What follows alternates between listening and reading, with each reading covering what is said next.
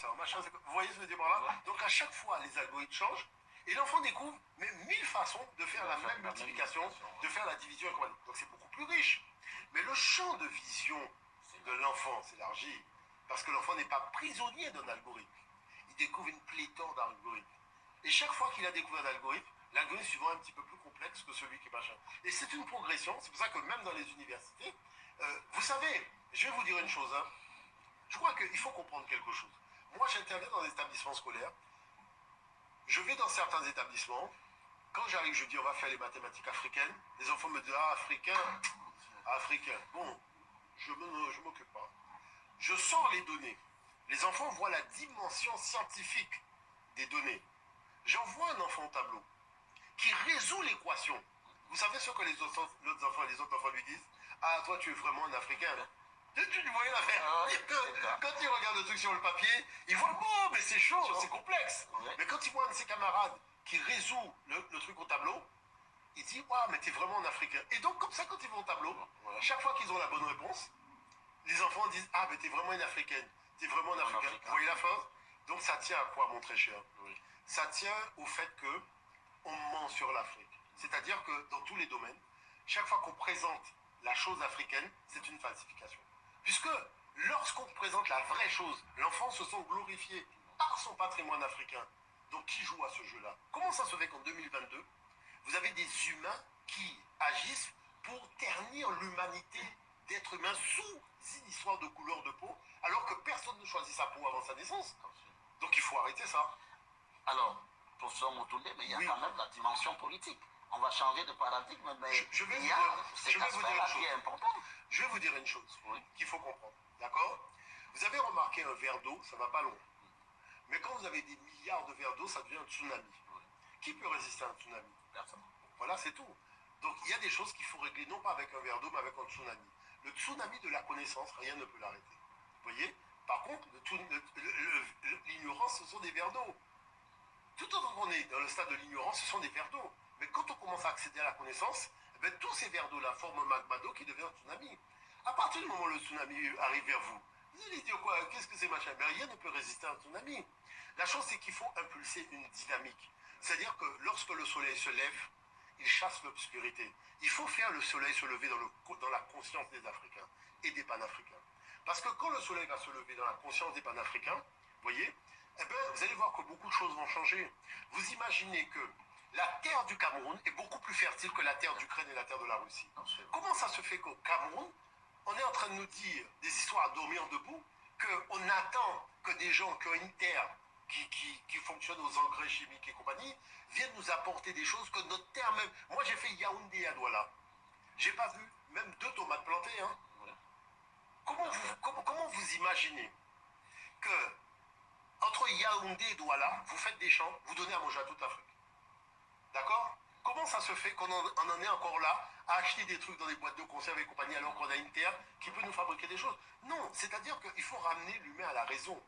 L'humain à la raison, c'est que ton territoire, ton sol, c'est ta maman. Vous savez, la chose, c'est que vous naissez, la maman vous donne le sein. Après, c'est ta terre qui prend le relais, qui te donne le sein. Hein. Quand tu manges tes ignames, quand tu manges ta loco, c'est ta terre qui te donne le sein. Donc il faut mettre ça dans la conscience des gens. C'est ta terre qui te donne le sein. C'est-à-dire après, le relais de ta maman qui t'a donné le lait avec son sein, c'est ta terre qui te donne le lait avec son sein par rapport à ce qu'elle produit. Mais si tu es indifférent à ce que te donne ta terre, comme chez nous des fois en Guadeloupe, cette indifférence, il y a des manques partout, on ne fait rien avec ça. Ouais. Mais ça fait que ta terre même, elle se dit, mais qu'est-ce qui t'arrive? Je fais l'effort de te donner les meilleurs mangues de la planète, et tu es en train de regarder les mangues par terre, et tu vas acheter un jus en canette. Vous voyez ce que je veux dire par là? Donc c'est pour ça que l'histoire, l'enjeu, c'est redonner ce qu'on appelle la conscience. Oui. Et c'est ça qui est important. Alors, professeur Motoundé, sur cette question... Bon, je vais m'arrêter là. Vous allez regarder, c'est vraiment avec, comment on appelle, tristesse qu'on a appris ce matin, aujourd'hui, hein, on est le 14 novembre 2022, la disparition d'un très très grand monsieur, d'un très très grand connaisseur, comment on appelle ça, un panafricain, un africain, un frère de la Caraïbe, un sachant, professeur Kalala Oumutoundé Lasséré. Il vient de nous quitter. Et je trouve même pas mes mots pour vous dire. Alors, moi, je suis un petit peu enroué, là, ça c'est toujours le froid quand il commence à venir. Mais sinon, ça va, ça va. Mais c'est très douloureux, c'est très douloureux. Parce qu'en fait, on ne s'y attend pas quand on le voit souvent très jovial, qui explique les choses avec une pédagogie très simple, accessible à tous. Il y avait beaucoup, beaucoup d'humour. Donc là, je fais une vidéo pour saluer sa mémoire, pour présenter toutes mes condoléances à ses proches, c'est-à-dire sa famille biologique, à comment dire, ses amis, à la famille kémite, et puis tous les frères de la diaspora qui connaissent ou qui connaissent même pas. Mais en tous les cas, ce fils d'Afrique qui, je crois que pour moi, après le professeur, comment dire, Cheikh Anta Diop, ben, les rangs sont serrés, mais il occupe un rang très très important en matière, je précise bien, de défendre la dignité africaine, de défendre la vérité, de défendre l'histoire dans son authenticité, et pas le trucage, pas le vernissage, pas le... Vous voyez, toute l'escroquerie de l'Occident. C'est ça, Umutunde. Et je sais que j'ai une amie qui a un certain âge et qui, comment dire ça, quand je lui parlais de temps en temps, je lui envoyais des vidéos du professeur Kalala Umutunde, Nassere. Elle me disait, oui, mais en fait, ça l'agaçait, parce qu'elle est le coderme, et elle disait, mais lui, tout vient d'Afrique. Et moi, ça me faisait rire quand je voyais sa réaction, parce qu'au fond, vous savez, ceux qui savent que ce qu'il dit est vrai, ça les perturbe, bien entendu. Et puis ceux qui ne savent pas aussi, parce que il va à l'essentiel. Et même beaucoup des nôtres, c'est-à-dire les Africains, ne connaissent même pas notre histoire. Et je dois dire que j'apporte mon témoignage pour vous dire ce que je pense réellement. Et ce monsieur, je ne me souviens pas si on s'est vu, parce que je ne sais plus, voilà, à vrai dire. Autant, professeur Gomez, on se connaît, et puis, comment dire, l'autre, j'oublie le nom, on se connaît aussi, enfin, on s'est vu, en tout cas, on ne se connaît pas, mais on s'est vu, comment il s'appelle, j'oublie le nom, bon, excusez-moi, mais en tous les cas, lui, je ne sais plus, j'ai plus le souvenir si on s'est vu ou pas, mais en tous les cas, je me disais toujours que l'occasion va se présenter au sens où, comme on dit chez nous, ce sont les montagnes qui ne se rencontrent pas. Mais en même temps, je dis encore une fois merci à ceux qui ont inventé Internet, parce que voyez-vous, grâce à Internet, eh ben, ils nous lèguent toutes ces conférences, ces interviews et tout ça. Vous voyez, les derniers voyages qu'il a effectués, c'était au Cameroun. Et il a reçu beaucoup, beaucoup de prix, notamment de la part de l'UNESCO, et puis les panafricains lui ont offert un prix récemment avec le Paul Éluard, le frère Paul Éluard, hein, le prix panafricain qu'il a obtenu là-bas au Cameroun en 2021. Il est extraordinaire, mais moi ce qui me fait mal au cœur, c'est ça. Je vous dis, il y a des gens, quand ils ont atteint un certain âge, ils ont bien vécu. Et là, quelque part, on est préparé psychologiquement. Ou alors, quand quelqu'un est malade et qu'on le sait, parce qu'il faut le savoir déjà. Donc on est préparé psychologiquement. Or là, ce frère, excusez-moi, ça va, hein, moi c'est juste un truc de passage. Donc je vais vous rassurer, je vais vous rassurer.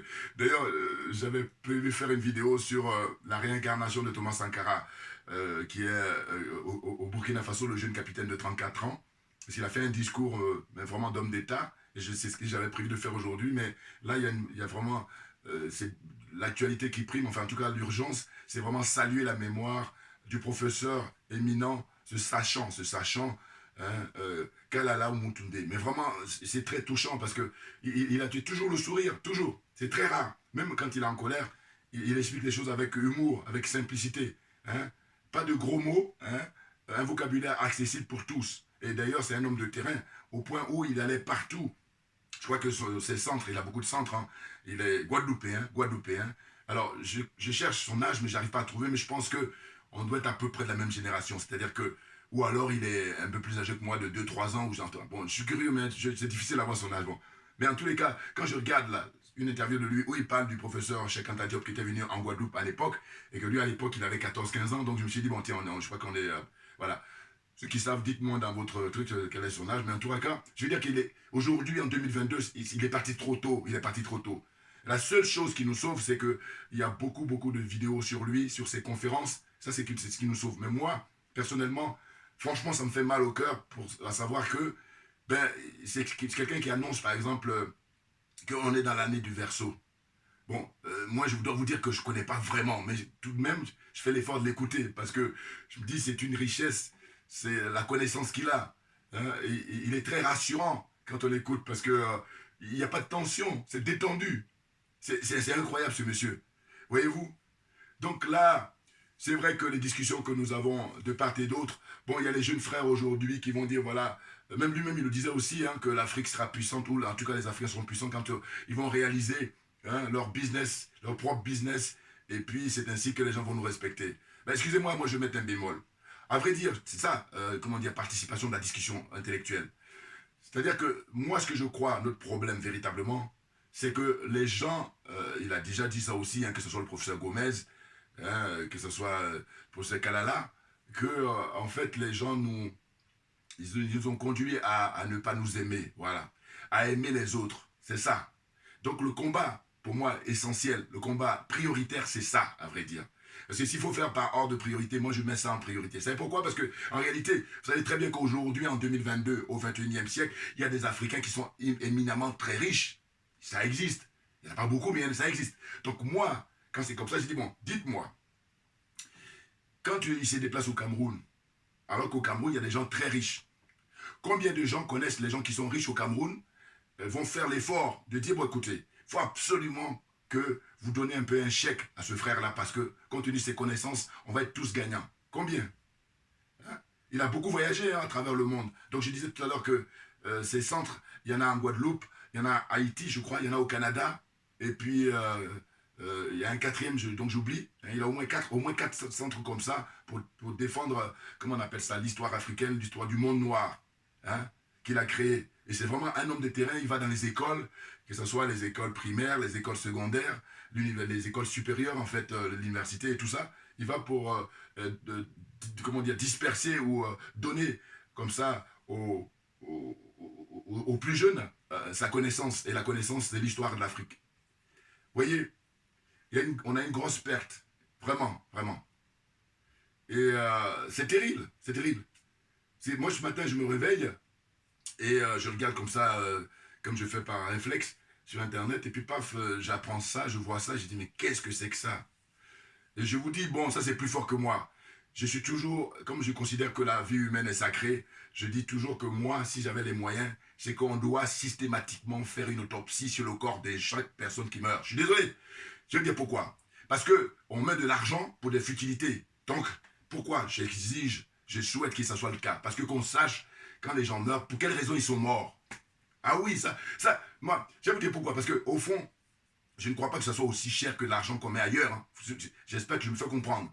Donc, je veux dire par là que, à partir du moment où on sait pour quelle raison un tel est mort, en l'occurrence, là, Kalala, je ne sais pas, il est peut-être mort de mort naturelle, j'en sais rien. Mais en tous les cas, comme moi, je suis toujours perturbé, je suis toujours dérangé par la disparition d'un être humain. C'est ainsi que je dis, on met beaucoup, beaucoup d'argent pour les futilités. Et bien là, on devrait mettre de l'argent pour, dès qu'il y a quelqu'un qui est mort, surtout une sommité comme ça, une sommité de la connaissance, qui a eu un amour, mais terrible pour l'Afrique. Il est guadeloupéen, c'est un frère de la Caraïbe, c'est un Africain, c'est sûr. Mais je veux dire que, en fait, il y a des gens qui vont se vanter de dire que oui, moi je suis né en Afrique, alors que voilà, quelqu'un qui est né dans les Caraïbes, il aime plus l'Afrique même que... Bon, ce sont les ancêtres qui ont donné cette connaissance et puis cet amour-là qu'il retranscrit, qu'il redonne. Hein. Vous voyez, donc je dis, moi, vous avez observé qu'à chaque fois qu'on perd, tout comme on a perdu un frère, là, journaliste très connu, pareil, j'oublie le nom, je suis très ému et puis bon, j'ai pris ça comme ça à des vitesses, donc j'ai même pas pris des notes pour vous dire, voilà, c'est pour ça. Pour ne pas oublier, des fois je prends les notes, mais là, Camerounais que vous connaissez qui était sur TV5, lui par contre je l'avais rencontré aussi à Paris, on s'est vu hein, plus d'une fois, et lui aussi quand il est parti c'est étrange, voilà, il est Camerounais, comment il s'appelle, j'oublie le nom, bon, vous allez le trouver, vous voyez de qui je veux parler, un jeune là, qui est parti il y a pas très longtemps, il y a un an, où, voilà, donc ça me fait penser un peu à ça, et c'est terrible, c'est terrible, ah là là là là.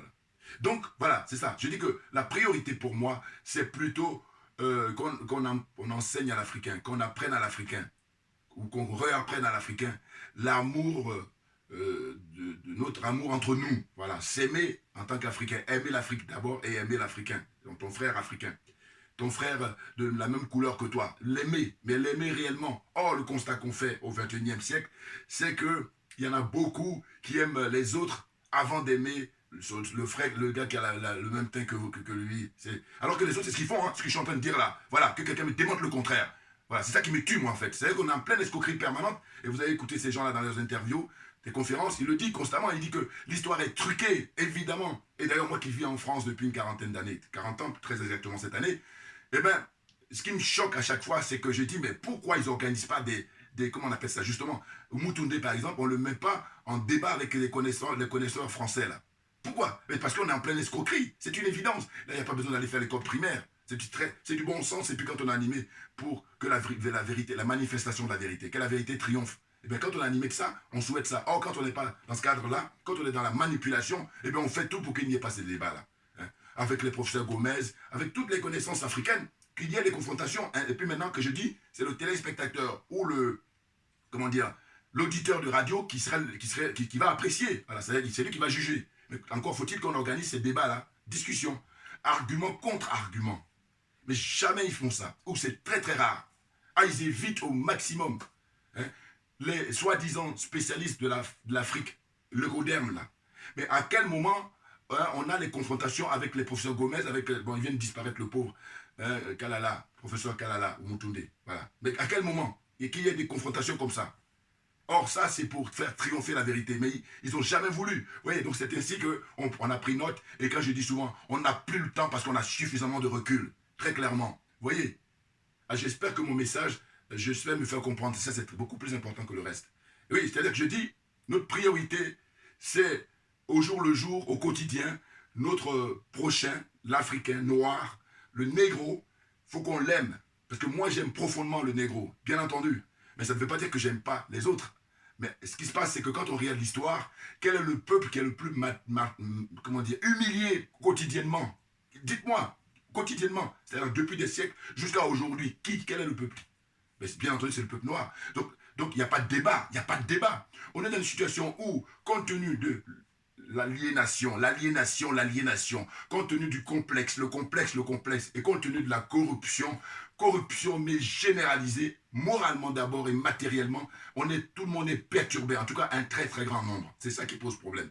Et c'est ainsi que je dis, quand il était encore vivant, combien de gens qui le connaissent et qui ne vont pas aller voir les frères qui ont de l'argent, qui ont beaucoup d'argent pour leur dire, écoute, donne-lui un chèque pour qu'il puisse développer son truc, parce que quand il va gagner, on va tous être gagnants, et on va accélérer surtout le mouvement. Parce que moi, j'ai dit, quand on n'a pas compris, on peut comprendre que ça traîne. Bon, là, on a suffisamment compris, mais ça traîne parce qu'on est dans une situation où il y a ce problème-là, des gens pour des raisons d'ego, mais mal placés, alors que les autres en face, eux, ils ne font pas ça, hein.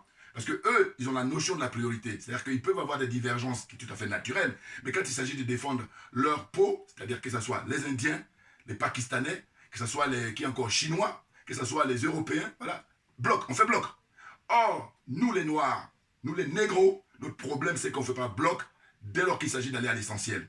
Donc nous autres, moi je suis vraiment rien du tout, il faut qu'on soit d'accord, parce que moi je dis toujours que quand je vois le professeur Gomez, quand je vois, là il vient de disparaître le regretté Kalala ou Moutoundé, je dis mais total respect, évidemment, vous voyez, évidemment, parce que c'est des sachants eux, et c'est pas des rigolos. Voilà. Simplement, le regret qu'on peut avoir, c'est de dire, mais comment ça se fait qu'il n'y a pas de débat? Et justement, ceux qui ont plus de pouvoir, d'abord politique, pouvoir économique, pouvoir culturel, comment se fait-il que ces gens-là, eh ben, ils ne puissent pas leur donner des chèques, hein? Même si on veut pas qu'on veut jouer la discrétion, mais on peut donner des gros chèques et puis dire, bon voilà, moi j'ai pris connaissance de ce que tu es en train de faire, c'est pour nous tous notre intérêt, eh bien vas-y. Hein? Et puis sans arrière-recommandation, parce que il faut déjà observer les travaux du monsieur. Ah oui, ses travaux. Et à partir de là, dès lors que tu veux l'aider, tu t'occupes plus de... Éclate-toi, voilà. Moi, c'est ça. Je vous dis, c'est ça. J'ai dit, mais c'est pas possible. Avec tous les voyages qu'il a fait, franchement, je suis très curieux. Que sont ceux qui le connaissent et qui connaissent aussi les gens riches, hein, d'Agonté, les gens du show business, les gens du sport qui sont très très riches. Qui sont ceux qui sont allés les voir pour dire, écoute, les frères là, Moutoundé, eh bien, franchement, il fait des choses pour l'Afrique, pour défendre l'honneur de l'Afrique, pour défendre la dignité africaine, pour défendre l'histoire africaine, l'histoire de l'humanité, ça se joue là-dessus. Eh bien, combien? Voilà, c'est ça. Donc, pour moi, c'est ça la priorité. Parce qu'autrement, c'est vrai que souvent, on entend les nouvelles générations surtout, ils organisent des conférences là pour dire, voilà, pour l'instant, nous sommes derniers parce que économiquement, nous ne sommes pas forts et tout. Moi, je vous dis, je mets pas ça en priorité. Non, je crois que la priorité, c'est plutôt, en fait, de nous aimer nous-mêmes. De nous faire confiance nous-mêmes. Mais parce que je dis, je me répète, mais je dis, mais aujourd'hui, au 2022, il y a des Noirs, il y a des Africains, des Guadeloupéens, des Martiniquais, comment dire ça encore, tous les frères de la Caraïbe, de la diaspora, hein, l'Afrique, qui sont très riches. Il y en a, c'est pas beaucoup, mais il y en a. Bon, donc je dis, eux là, qu'est-ce qu'ils font pour donner des coups de main, des gros chèques à ceux qui sont justement en train de convaincre l'humanité de l'escroquerie qu'on vit depuis des siècles? Combien envoient des chèques au professeur Gomez, par exemple? Voilà, un exemple très concret. Le professeur Gomez, de son vivant, là, il est encore vivant. Bon, eh bien, quand le président Laurent Gbagbo était en prison pendant 10 ans, là, eh bien, il a tenu des conférences, beaucoup de conférences, pour expliquer l'escroquerie. Qu'est-ce qui a fait qu'on l'a déporté là-bas à la CPI? Et très souvent, je crois qu'il a fait gracieusement. Mais normalement, ceux qui ont beaucoup, beaucoup d'argent, parmi nous, ce sont eux qui devraient sortir des gros chèques. Parce que c'est important. Attendez, qu'est-ce que vous voulez démontrer? Les autres en face, c'est ce qu'ils font. Moi, c'est ce que je constate. Hein. Voilà, tout simplement. Voyez-vous? Donc, je vois les jeunes frères là qui organisent des trucs et tout pour dire, voilà, on va faire notre business. Mais tu vas faire ton business dans le franc CFA. C'est ça, ça me paraît tellement évident et simple, je ne comprends pas. Voilà. Et je dis que parmi eux, il y en a qui vont être respectueux des panafricains. Mais il y en a d'autres qui sont arrogants de dire que oui, vous avez rien compris. Mais tu vas tourner autour du monde. Mais j'ai dit, tant que tu as le franc CFA, tu es là, tu fais comme une agitation dans le bocal. Voilà. Vous connaissez l'expression, agitation dans le bocal. C'est-à-dire que tu ne vas pas aller trop loin. Ou alors, autre option, c'est très souvent l'individualisme qui prime. Mais on ne peut pas parler des valeurs africaines quand on évoque l'individualisme. C'est pas africain, ça. Ah oui. L'Afrique, c'est plutôt, comment dire, le collectif. L'Afrique, c'est l'humanité. Or là, comme on a été aliéné et qu'on est complexé, on a adopté des préceptes, des concepts qui viennent de l'Occident, qui sont complètement là, en perte de vitesse. Enfin, on est arrivé au bout de ce système-là. Et malgré tout, il y en a qui ne sont pas convaincus qu'on est arrivé au bout. Et ils sont dans l'arrogance, ils sont pour chercher à faire le nivellement par le bas. C'est-à-dire que quand il y a un frère qui a quelques notions, au lieu de dire, bon, l'énergie qu'il a, je ne l'ai pas, et vice-versa, parce que ça, c'est la nature qui nous a fait comme ça, eh bien, il faut s'entraider. Voilà. Les autres en face, ils s'entraident, mais nous, il n'y a pas d'entraide. Donc, le débat que je mets là, c'est de dire que ceux qui vont faire le tour du monde à organiser des conférences, des machins pour dire, oui, on va faire notre business, je dis que les panafricains aujourd'hui, le travail que nous faisons, nous sommes en train de débroussailler. Et quand on aura fini de débroussailler, maintenant vous allez venir vous mettre en costume cravate pour faire vos affaires. Voilà. Et je dis ça pourquoi? Je dis, mais allez faire le tour du monde, regardez, quand vous ouvrez votre business dans les pays qui ont leur autonomie, dans les pays qui sont souverains, c'est-à-dire avec leur propre monnaie, comment ça se passe fait comparativement avec la zone franc CFA? Dites-moi. Donc ça n'a pas de sens, vos conférences que vous tenez à gauche et à droite et vous jouez les arrogants. Je parle de ceux qui sont arrogants parce que eux tous ne le sont pas. Mais je veux dire, ceux qui sont perdus là et il suffit un peu de monde matériel et ça, ils n'en peuvent plus. Voilà. Vous comprenez? Bon, là, je tenais à rendre hommage. Donc, voilà, je vais me calmer parce que c'est vrai que lui, il était toujours d'un calme, mais remarquable, ce monsieur. Total respect, que sa mémoire repose en paix, le professeur. Je reviendrai, parce que quelqu'un comme ça, bon, on n'en a pas fini. Et j'ai dit, bon, voilà, compte tenu de l'amour qu'il a pour l'Afrique, et il parlait même dans une interview qu'il allait revenir, enfin, qu'il avait l'intention peut-être de venir s'installer au Cameroun. Donc, je dis, le gouvernement camerounais, logiquement, naturellement, devrait organiser un hommage national pour le professeur Oumoutoudé Kalala. Franchement, c'est le minimum qu'on lui doit, ce monsieur, par rapport à la contribution, par rapport à tout ce qu'il a donné, pour dire la vérité sur l'histoire de l'Afrique, sur l'histoire des Africains. Franchement. Ah oui, il faut rendre à ce monsieur ce qui lui appartient, à savoir qu'il a permis à des générations, à beaucoup de gens, même beaucoup plus âgés que lui, de savoir qu'est-ce que c'est que l'histoire africaine, qu'est-ce que c'est que la contribution à l'humanité de l'homme noir, de l'homme africain. Et il est dans, je vous dis, la lignée du professeur Cheikh Anta Diop. C'est ça la vérité. Vous comprenez? J'espère me faire comprendre, parce que c'est toujours important, parce que quand je fais comme ça, je me dis, bon, est-ce que les gens vont comprendre? Bon, voilà, je donne mon sentiment, je vous dis, personnel, par rapport à la disparition de ce très très grand monsieur. Et puis, peut-être dans les heures qui viennent, dans les jours qui viennent, sans doute, on va savoir, j'espère qu'on saura, il est mort de quoi. Voilà. Est-ce que c'est une mort naturelle, ou alors il a été empoisonné, ou je ne sais quoi, je ne sais pas. Allez savoir, c'est ça, le défi. Merci beaucoup pour votre attention. Et puis à très bientôt. À très très bientôt. On lâche rien parce que c'est nous qui avons raison, tout naturellement.